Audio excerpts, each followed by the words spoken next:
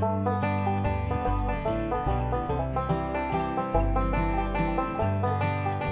soil you see in this vegetable garden right in front of me on the ground has been worked for years. We have added within this area in front of me pine bark, compost, old empty pots that were filled with soil or soilless mixed with peat and perlite. So it's really good and loose soil. So if you have soil like this, let me show you what you need to do to get soil like this. But what I've got here is pine fines, and these are little pieces of composted pine bark. It's great to use in your vegetable garden. So really, all you have to do is get a bag, and this is what we've done over the years. And some people use peat moss, some people use compost, but I like to use composted pine fines because they last a while and they break up that clay soil and they give you this rich, dark soil.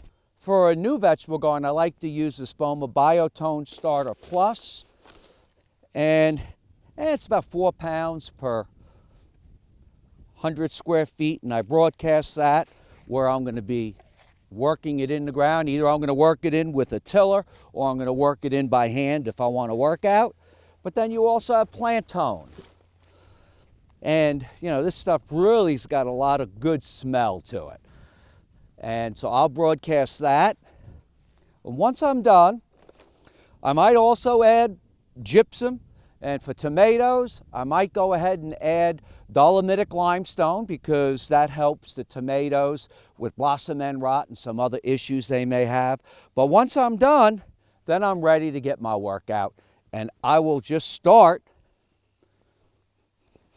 working the soil.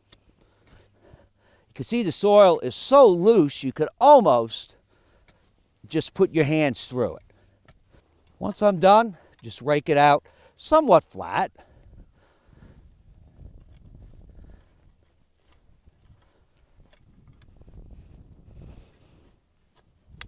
Then I'm ready to seed my veggies. Now, if you're seeding something like beans later in the season, I usually like to take the width of the rake and plant wider bean rows.